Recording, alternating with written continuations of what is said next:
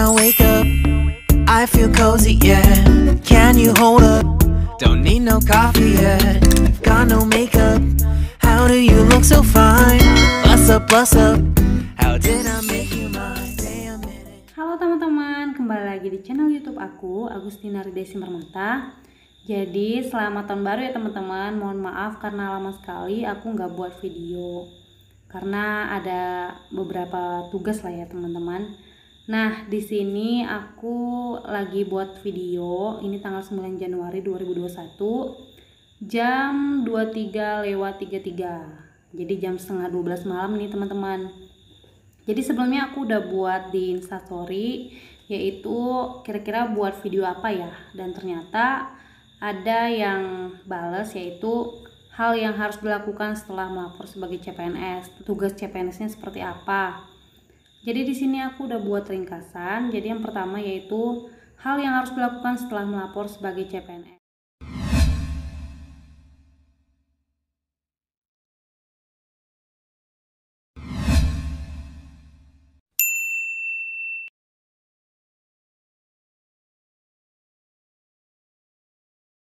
Sebelumnya aku mau ngasih tahu ke teman-teman, jadi di sini ada platform yang namanya Ayo CPNS dan Jadi CPNS.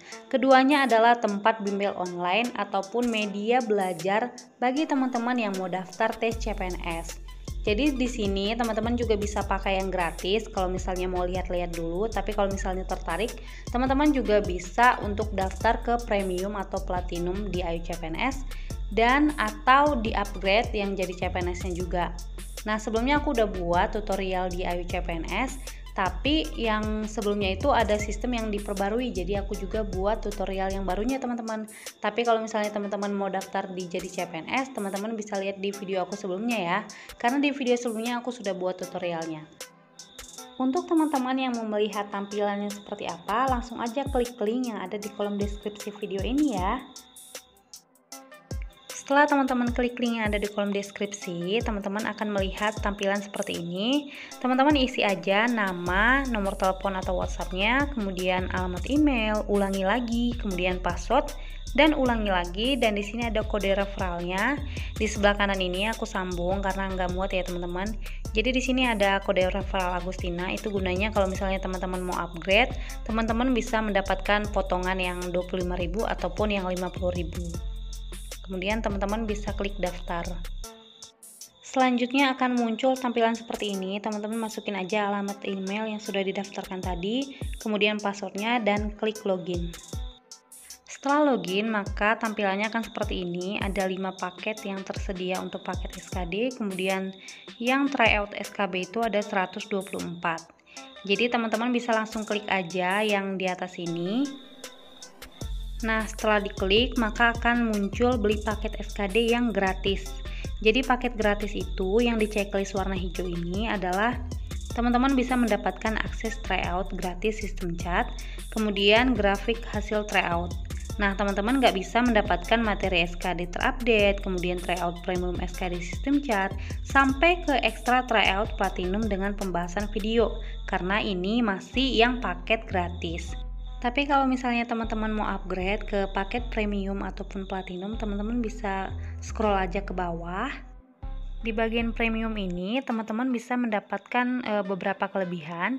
Jadi yang pertama yaitu teman-teman mendapatkan materi SKD yang terupdate, kemudian tryout premium SKD dengan sistem chat, kemudian ada pembahasan tryoutnya yang lengkap, kemudian analisa statistik dan hasil tryout, dan latihan soal SKD berupa TWK, TIU, dan TKP. Jadi harga normalnya itu adalah 124.000.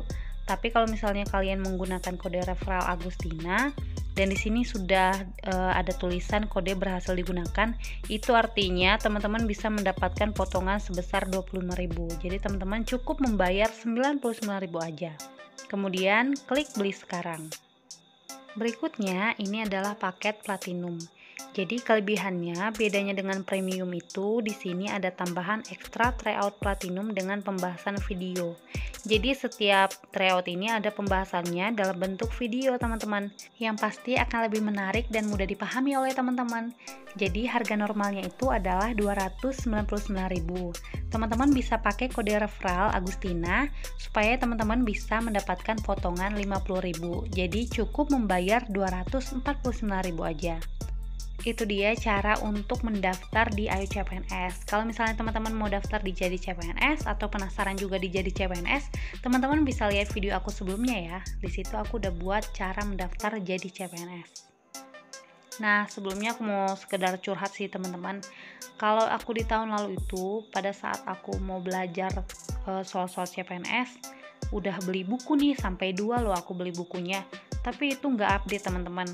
Terus aku juga udah lihat di YouTube juga dulu masih terbatas. Kalau sekarang kan udah sangat banyak ya orang menjadi YouTuber CPNS, dan itu sangat membantu teman-teman lain yang udah daftar CPNS dan lulus sampai sekarang. Jadi mungkin gara-gara sangat terbatasnya itu, jadi diciptakanlah ini media ini.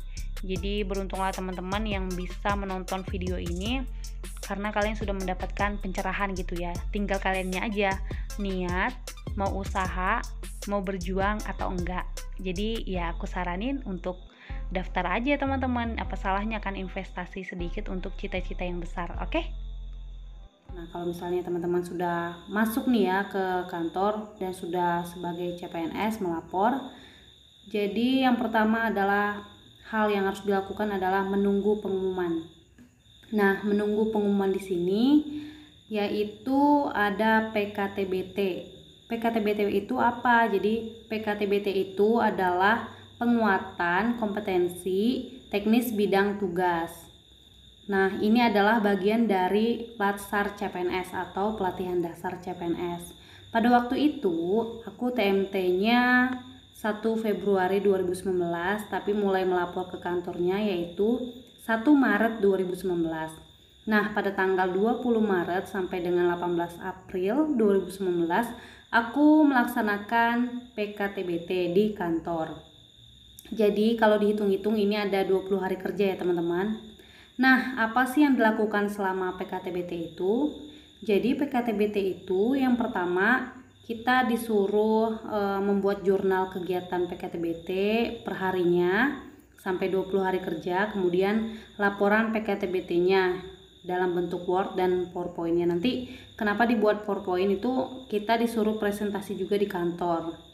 Nah, di sini aku udah buat ya. Jadi nanti akan ada format-format yang diberikan, yaitu format laporan, jurnal, sampai ke rekapitulasi nilai PKTBT. Jadi walaupun kalian di kantor, kalian juga akan dinilai oleh mentor yang ada di kantor.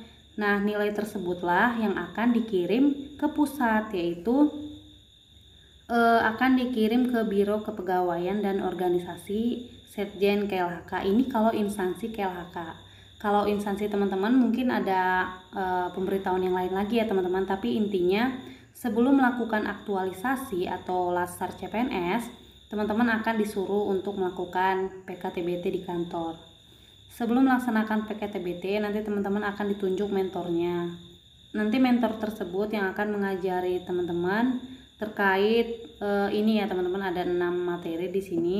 Yang pertama yaitu teknis dan fungsi organisasi, yang kedua adalah pengelolaan kepegawaian, yang ketiga adalah pedoman tata naskah dinas KLHK, yang keempat adalah pengelolaan keuangan, yang kelima adalah pengelolaan BUMN, dan yang keenam adalah tugas dan fungsi jabatan. Ini kalau misalnya jabatan kalian P sama seperti aku, nanti kalian akan mempelajari P ahli pertama misalnya seperti itu.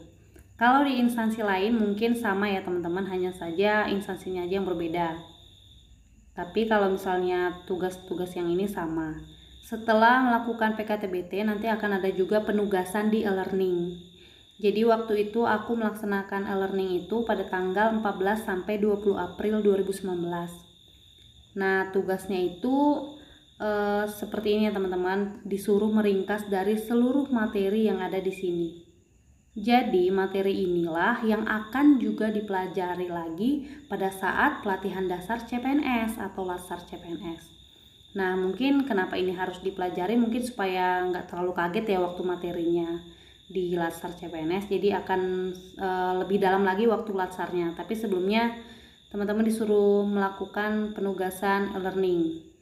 Jadi misalnya yang pertama ya, di sini ada materi akuntabilitas, kemudian nasionalisme, etika publik, komitmen mutu, sampai ke kesiapsiagaan bela negara. Nah, setiap materi ini akan diringkas oleh teman-teman dan akan diupload di web masing-masing ya. Kalau misalnya instansi KLHK, di instansi tersebut, di web tersebut. Setelah menyelesaikan e-learning, nanti akan ada sertifikat yang dapat di-download yang menerangkan bahwa teman-teman telah menyelesaikan penugasan.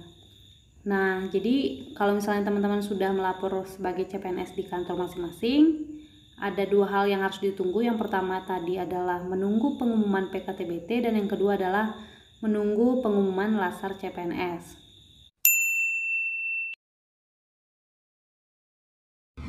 Jadi PKTBT tadi merupakan syarat untuk ikut Latsar CPNS juga teman-teman.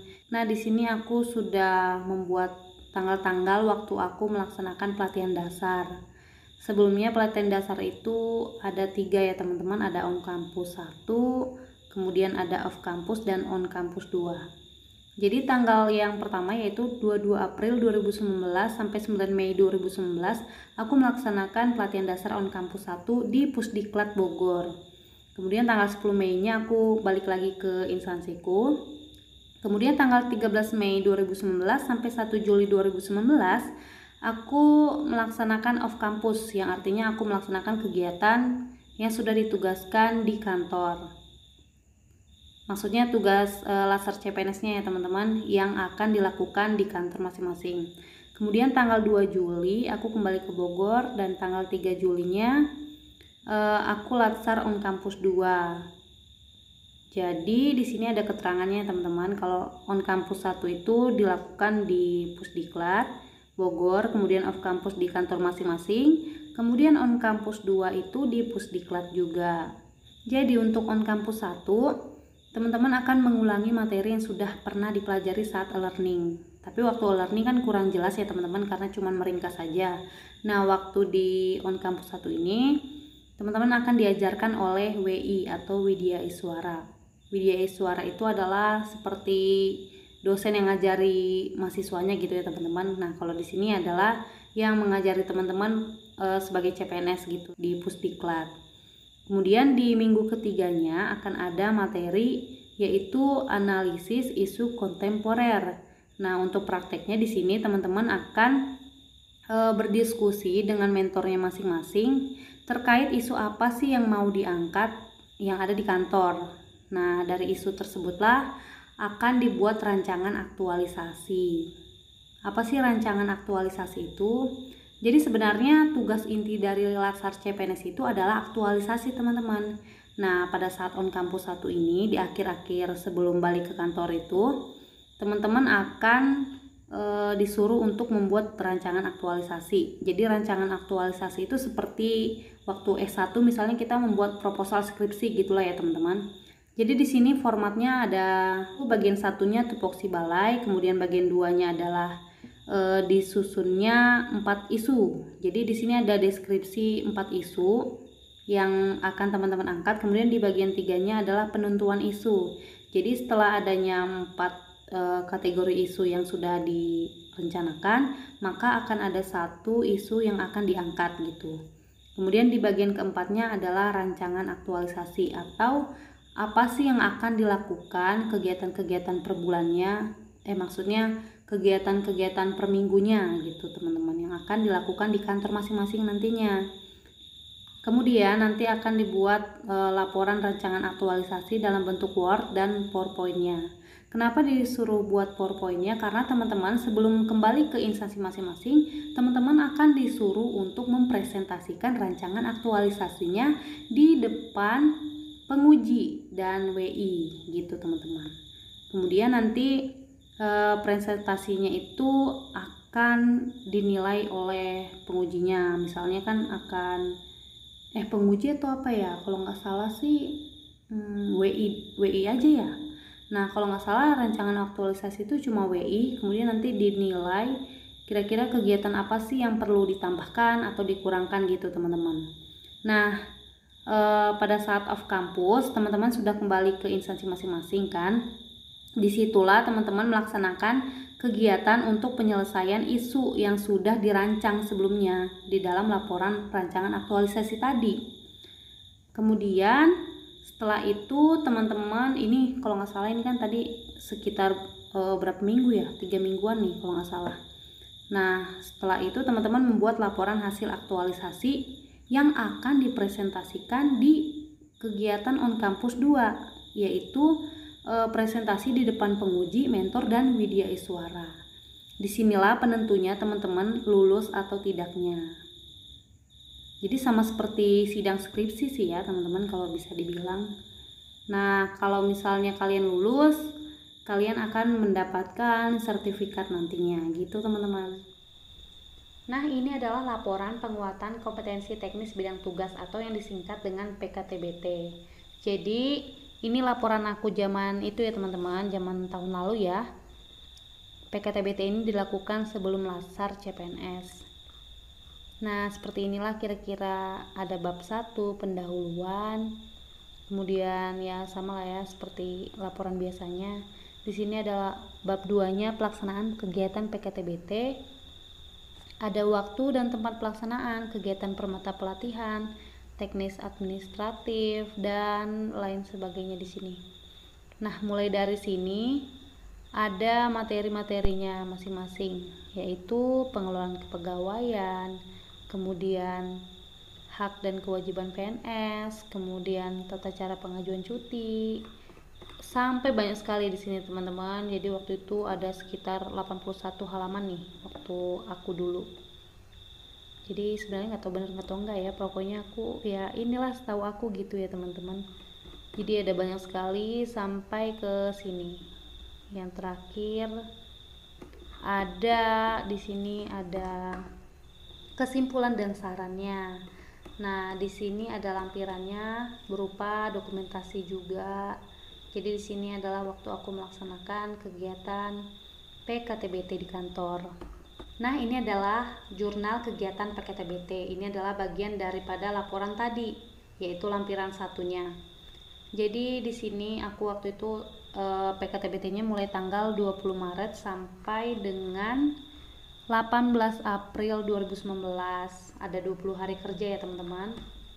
Nah, di sini ada tanggalnya, kegiatan PKTBT-nya itu mempelajari apa, terus outputnya apa, dan di sini ada paraf pengampu atau pembimbing atau mentornya teman-teman. Nanti kan waktu PKTBT teman-teman akan ditunjuk, maksudnya teman-teman akan dapat mentor gitu yang ditunjuk oleh instansi masing-masing untuk belajar sebelum kalian melakukan lasar. Nah, ini dia yang dipelajarin.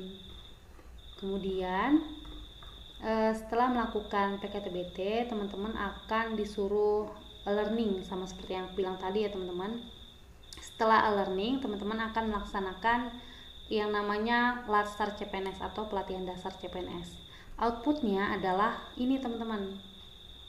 Nah, jadi waktu lasar itu seperti yang aku bilang tadi tanggal-tanggalnya, pada saat teman-teman on campus 1 dan akan ke off campus, sebelum off campusnya teman-teman akan disuruh membuat rancangan aktualisasi sama seperti kita membuat proposal. Nah ini yang aku bilang tadi, ada bagian 1 yaitu tupoksinya. Misalnya kalau balainya kayak aku BPHP, jadi tupoksi balai pengelolaan hutan produksi itu apa, dan di sini dijelasin. Kemudian bagian 2-nya ada deskripsi isu. Jadi yang pertama isu ke-1, isu kedua sampai isu ke-4. Jadi disuruh buat 4 isu. Kemudian di bagian 3-nya penentuan isu. Jadi kita nanti berdasarkan hasil dari penilaian ini bersama diskusi dengan mentor, kira-kira yang dijadikan isu itu apa. Nah waktu itu aku isunya nilai tertingginya adalah ini, terkait penata usahaan hasil hutan kayu pada hutan hak tumbuh alami melalui monitoring dan evaluasi SIPU online terhadap PNBP. Jadi itulah yang aku buat di laporan hasil aktualisasinya. Nah, di sini ada bagian 4 rancangan aktualisasi. Jadi di sini ada beberapa kegiatan dan tahapan kegiatannya sampai akhir off campus. Ini kan dibuat untuk kegiatan yang akan dilakukan pada saat kita off kampus di balai gitu atau di instansi masing-masing. Nah, sampai sini. Kemudian di sini ada jadwal kegiatan aktualisasinya. Misalnya pada bulan Mei minggu pertama ngapain, minggu kedua itu ngapain gitu. Jadi di sini dimasukkan ke dalam tabel lagi. Nah, kalau rancangan aktualisasi seperti ini ya teman-teman formatnya. Sekarang kita melihat PowerPoint-nya juga harus dibuat teman-teman. Jadi sebelum kalian off kampus, kalian di akhir on kampus 1 kalian akan melaksanakan presentasi rancangan aktualisasi di depan WI, Widya Iswara. Nah, ini dia. Kurang lebih ya seperti ini ya teman-teman. Sampai ke sini jadwal kegiatan aktualisasinya. Kemudian hasil akhirnya yaitu laporan aktualisasi. Nah, seperti ini formatnya teman-teman. Nah, ini laporan yang aku sih maksudnya ya. Nanti kalau ada formatnya bakal aku buat deh linknya di kolom deskripsi. Nah, seperti ini. Jadi semuanya udah lengkap di sini. Di sini ya, udah ada kesimpulan dan saran, udah diselesaikan semua kegiatan yang sesuai dengan rancangan aktualisasi tadi. Dan di sini lampirannya yang pertama adalah matriks pelaksanaan aktualisasi. Di sini semuanya dilakukan. Nah, di sini adalah bukti-bukti pendukung kegiatan selama melakukan kegiatan aktualisasi di kantor.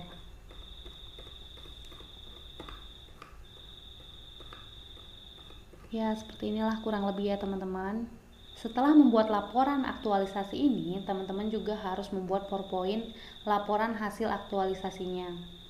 Nanti ini akan diujikan oleh penguji, kemudian mentor, kemudian Widya Iswara yang ada di Pusdiklat.